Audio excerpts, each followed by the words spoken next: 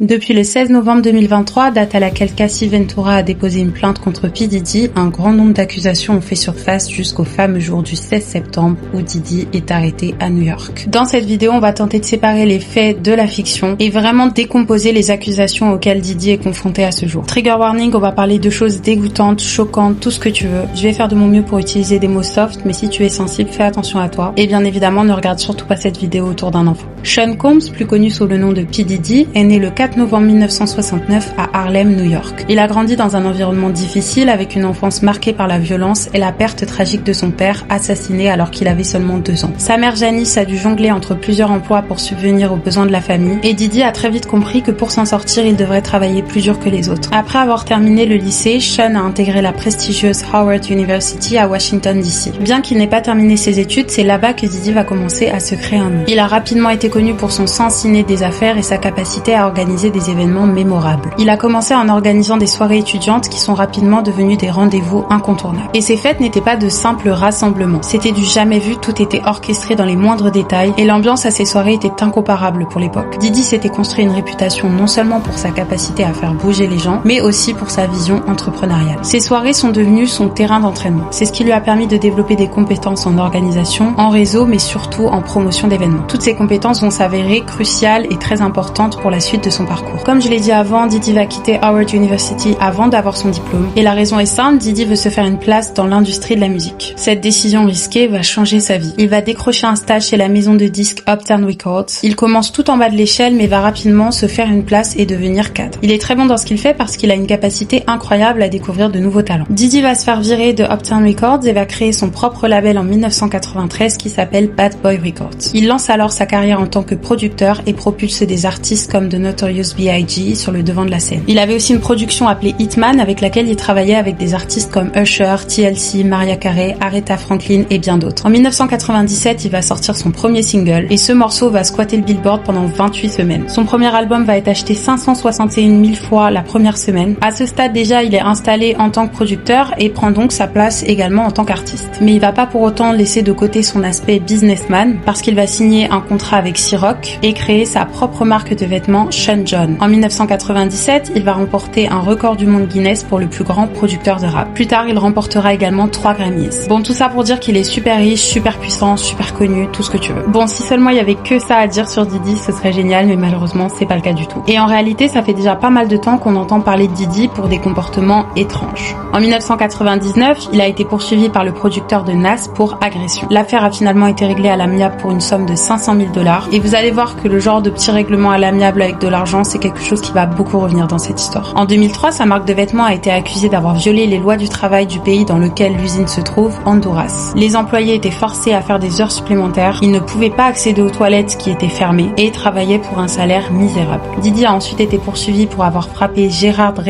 Reschnitzer et beaucoup de personnes pensent qu'il est à l'origine de l'assassinat de Tupac et Biggie. En 1917, il est poursuivi par son chef cuisinier pour harcèlement sexuel. Encore une fois, l'affaire va être réglée à l'amiable ou plutôt avec une grosse somme d'argent pour qu'il se taise, mais c'est en novembre 2023 que tout débute réellement. Cassandra Ventura porte plainte contre Diddy et crée une porte d'entrée pour une série de plaintes. Cassie a rencontré Diddy en 2005 alors qu'elle avait seulement 19 ans. Elle a signé dans son label en 2006 et pas n'importe quel contrat parce qu'il s'agissait d'un contrat de 10 albums. Signer un contrat de 10 albums, c'est signer sa vie en fait. Le but pour Diddy était d'avoir le contrôle total sur sa carrière et sur elle aussi forcément. Les deux vont avoir une relation jusqu'en 2018. Dans sa déposition, Cassie dit avoir été droguée par Diddy qui la battait régulièrement. Elle dit aussi avoir été forcée à avoir des rapports avec des hommes et femmes lors de soirées appelées des freak-offs. Je vais en parler beaucoup plus longuement juste après. Bon, comme je l'ai dit avant, Diddy avait complètement le contrôle sur sa carrière et sa vie. Il payait pour sa voiture, son appartement, ses vêtements et avait même accès à ses dossiers médicaux. Selon Cassie, tout ça a duré pendant des années. Elle a également mentionné une altercation en 2016 dans un hôtel. Je pense que vous avez tous vu cette vidéo de Diddy en serviette en train de tabasser Cassie sur le sol. Diddy aurait donné 50 000 $ à un employé de l'hôtel pour que la vidéo soit supprimée. Mais elle va ressortir plus tard, bien évidemment, c'est comme ça qu'on l'a vu. En 2018, donc à la fin de leur relation, il serait rentré chez elle sans son accord et leur aurait également suspendu une des amies de Cassie par le balcon d'un hôtel situé au 17e étage. Kid Cudi aurait parlé brièvement avec Cassie, ce qui aurait rendu P. Diddy complètement fou. Il aurait décidé de faire exploser sa voiture. Kid Cudi a d'ailleurs confirmé que c'était bien ce qui s'était passé. Encore une fois, l'affaire va être réglée à l'amiable avec Cassie, mais on n'a aucune idée du montant qui lui a été donné, mais apparemment ça parle en millions de dollars. Ce qu'il y a de positif là-dedans, c'est que le courage de Cassie a permis à d'autres victimes de prendre la parole. 5 jours à peine après le procès de Cassie, une autre plainte va être déposée accusant Diddy d'avoir drogué, abusé et filmé une ancienne étudiante de l'université de Syracuse en 1991. Il aurait ensuite montré ces vidéos à son entourage comme du... Et peu de temps après, une troisième accusation choquante fait surface. Le 6 décembre, il est encore une fois accusé d'avoir abusé en groupe d'une jeune fille de 17 ans en 2003. Ils auraient convaincu la jeune victime de monter dans un jet privé à destination de New York. Une fois dans l'avion, ils l'ont droguée et ont abusé d'elle. La jeune femme a même fourni des photos qui crédibilisent ces accusations. C'est là que Diddy va poster ça sur son Instagram. Mais c'est pas pour autant que les accusations vont s'arrêter. En février de cette année, le producteur Lil Rod a déposé une plainte de 30 millions de dollars contre Diddy, qui l'aurait harcelé et menacé. Il disposerait également d'images où on voit Diddy et ses hommes en train de commettre des crimes et d'agresser les victimes. Lil Rod aurait accusé Diddy de corruption et aurait nommé Sean Combs, donc Diddy, ainsi que Justin Combs, son fils, Youth Rage, le CEO du groupe Universal, Ethiopia Abte Mariam, le CEO de Motown Records, Chalice Recording Studios, Christina Koram, la directrice de son staff, et ses amis. Selon lui, toutes les personnes que je viens de citer seraient impliquées dans les crimes. En effet, Lil Rod a vécu quelques temps chez Diddy. Il a également passé du temps avec lui sur un yacht qu'il avait loué pendant quelques semaines. Durant ses vacances sur le yacht, il aurait été témoin de ses comportements dérangeants et dit aussi avoir été victime d'attouchement. Diddy lui aurait tripoté l'anus à plusieurs reprises. Lil Rod est donc allé voir Christina Koram, donc la chef de son staff. Elle lui aurait répondu « You know, Sean will be Sean ». Donc ça veut tout dire en fait, ça ne la choque même pas, ça veut dire qu'il fait souvent ça. Sean l'aurait aussi incité à avoir des rapports avec Stevie J pour obtenir un Grammy. On se demande du coup si c'est comme ça qu'il a obtenu les siens. Lil Rod a ajouté qu'il avait été agressé par une cousine ou une assistante de Young Miami avec qui Diddy est sorti. Il aurait aussi été agressé par Cuba Gooding Jr. qui a déjà été accusé de viol à plusieurs reprises. Et il finit par lâcher une bombe en disant que tout ça est resté secret car Diddy a des images, des vidéos, des photos de toutes les personnes qui ont participé à ces soirées et que ça constitue donc pour lui une manière de faire chanter ces personnes. En gros, si tu dis rien, tout se passe bien. Si tu dis quelque chose, par contre, je sors tes vidéos. Après ça, 2 de ces maisons ont été perquisitionnées par les autorités. Ses 2 fils, Justin et Christian, ont d'ailleurs été menottés. Donc clairement, que ce soit dû aux poursuites ou pas, Diddy faisait déjà l'objet d'une enquête. C'est d'ailleurs après ça que la vidéo de l'agression de Cassie a été rendue publique. Et là, Diddy ne pouvait rien faire à part présenter ses excuses dans une vidéo complètement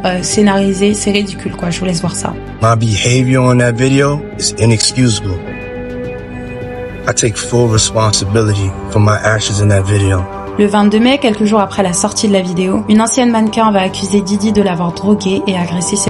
Quelques jours après, une autre femme va se manifester et va accuser Diddy d'avoir abusé d'elle et de l'avoir violentée 4 fois entre le milieu des années 90 et le début des années 2000. Très récemment, une autre femme a porté plainte contre Diddy. Et selon ABC, ce serait au moins la 12e plainte lancée contre Diddy depuis novembre 2023. La femme, dont l'identité est inconnue, accuse le rappeur de l'avoir drogué, et harcelé à plusieurs reprises entre 2020 et juillet 2024. Elle explique que Combs l'a qu'elle était inconsciente sous l'emprise de drogue et d'alcool et que Combs et ses proches ont filmé ses relations sexuelles sans sa permission. Et dinguerie, elle dit qu'elle était enceinte de Diddy et que quand il l'a appris, un de ses associés serait venu la voir et l'aurait clairement harcelée pour qu'elle avorte. La femme aurait finalement fait une fausse couche. En juillet 2024, elle dit que Sean lui aurait ordonné de se rendre chez lui à Miami en Floride et lui aurait fourré 2 pilules dans la bouche à son arrivée. Selon son témoignage, elle se serait réveillée le lendemain sans se souvenir de ce qui s'était passé entre temps. Bon, pour l'instant c'est tout, mais on peut imaginer qu'il y a d'autres personnes qui vont venir prendre la parole. Et bien heureusement, ça ne s'arrange pas pour Diddy car le 16 septembre, il est arrêté par les autorités. 3 chefs d'accusation sont portés contre lui, corruption et extorsion. Comment est-ce que cela se traduit dans l'affaire de Diddy ? Eh ben c'est très simple, il est accusé d'avoir menacé, abusé et contraint des femmes, entre autres pour satisfaire ses désirs sexuels, sa réputation et sa conduite morale. Et pour cela, bien évidemment, parce que c'est juste impossible qu'il ait agi tout seul, il aurait utilisé ses employés, ses ressources financières, son influence notamment à travers ses business pour créer une entreprise criminelle. Ses employés auraient donc participé au trafic sexuel, travail forcé, transport inter-État pour prostitution, contrainte, encouragement à la prostitution, stupéfiants, kidnapping, incendie criminel, corruption et obstruction de la justice.